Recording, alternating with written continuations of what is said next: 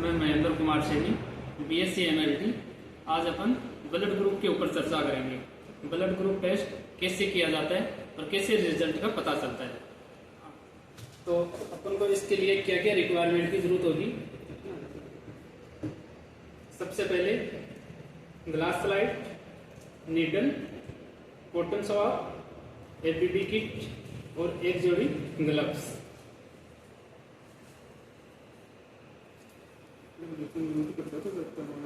अपन इस पे ए, बी और डी अंकित कर देते हैं। अब नीडल की सहायता से पेशेंट के फिंगर पे प्रिक करेंगे।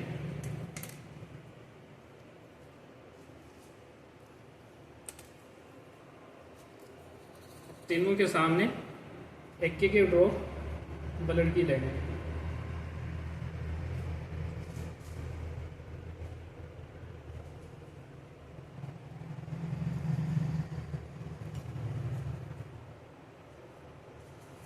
अब एक के सामने एंटी सीरा की 1 ड्रॉप डालेंगे। ध्यान रखना किट ब्लड के टच नहीं होना चाहिए, ऊपर से डालना है।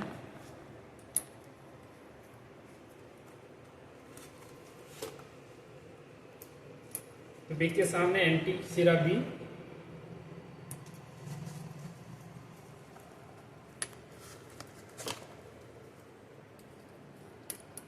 और डी के सामने एंटी सीरा डी की 1 ड्रॉप डालेंगे।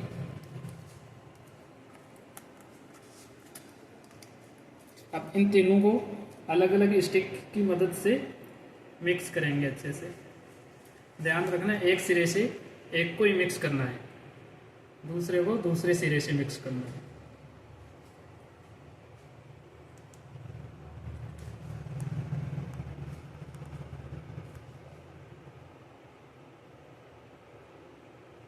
मिक्स करने के बाद स्लाइड को धीरे धीरे रोटेट करना है और इनमें क्लम्पिंग देखनी है अपन को, कौन से में एगुलेशन हो रहा है, कौन से में एगुलेशन नहीं हो रहा है।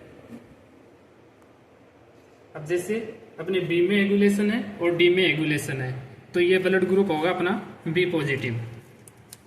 जैसे ए में एगुलेशन नहीं है, बी में एगुलेशन हो रहा है, डी में भी हो रहा है, तो ब्लड ग्रुप होगा बी पॉजिटिव।